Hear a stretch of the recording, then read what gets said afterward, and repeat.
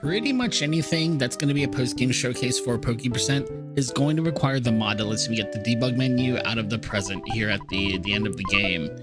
Otherwise, you have to add on at least 40-45 minutes because it'd have to clear out Onett and Tucson and Threed all the way through. You could do that in a vanilla playthrough. You could do that without having Ness in the party and with Pokey in the party without using any cheats. It's just not worth adding 45 minutes to the run for. So I'm going to assume we can use the debug menu to teleport everybody back to Tucson. If we decide that we want to walk Paula home, we walk Paula back home. She's going to leave the party here, say goodbye. And now we're left with a party with just Pokey and Picky in it. They're both guest characters. They have no stats. They're not active party members. We have no living party members right now. So if I pull up the status menu and try to, check on stats and things like that, the game's gonna go looking in the wrong place. And well, we've got some music right now, but no text on the screen. I have no control. Some kind of flickering's going on here. And right about now, yep, that's the end of that. So if we decide to only walk Paula home, this is a nice, beautiful freeze frame to end the run on for the post-game glitch showcase, as far as having a party member with no party members in it. And what happens if you decide to do so? Oh, we got a little bit of music there. Now I'm going to speed up the footage here to the end of this little showcase for walking Paula home. Our second option is to walk Picky home. That is the first thing you're supposed to do in the game, is go up to the top of the hill, find Picky, and then walk him back home. If you do that while Paula's in the party, their dad's going to run down the stairs, fuss at them, then come back upstairs to come and talk to Ness. And I'm saying that specifically that way because he's going to go talk to Ness, who's not here. And I absolutely have to stress at this point, this is way too long for us to show off, but I never, ever get to talk about this. And I think this is just hilarious. So I'm going to go into it and then I'll show what we'll actually show off for post game. So he's going to run off screen to go and find Ness. Let's see how long it takes him to come back.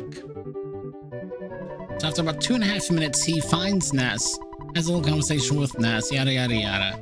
And then Pokey and Picky's mom's going to go and talk to Ness too.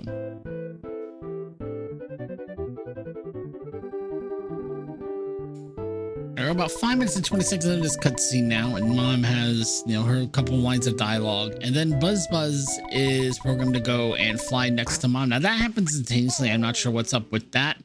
Mom smacks Buzz, and now Buzz is programmed to fly to her death here on the living room floor next to the carpet from wherever Ness is.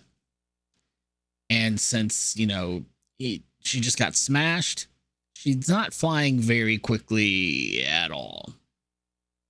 And then finally, over 20 minutes into this cutscene, Buzz flies back in, lands on the ground, dying, and is ready to give, in this case, Paula the Sound Stone as the last act of her life, thereby starting the story of EarthBound all over again here at the end of the game.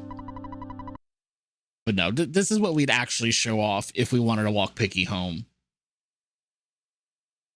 You could either just leave it there when Pokey's dad walks off the screen, just leave it there as a soft lock, or you could walk Paula home as well and then do this.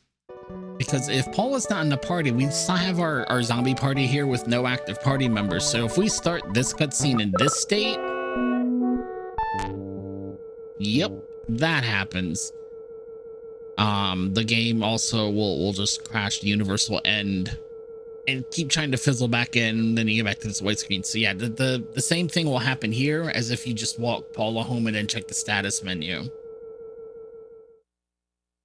Okay, and then I didn't re-record this with having Pokey in the party, but if you decide to walk Pokey home, since Pokey took Ness's place, Pokey's gonna actually walk to Ness's house, go talk to his mom, and this will roll the credits as usual without any crashing or shenanigans or anything. And the EarthBound credit sequence is nice. The music's really nice. And if we're playing modded anyway, we could technically mod the text in the credits to say, give thanks to all of the staff members who make GDQ possible. any kind of sponsored stuff, any kind of announcements, like say where SGDQ win and where SGDQ is going to be. All of that kind of stuff could be done here, either in the credits or in the little post-credits scene. And I don't think I recorded where Pokey comes back with a letter from Pokey. But we have some options here too if we wanted to end the run with this lovely credit sequence here at the end of EarthBound.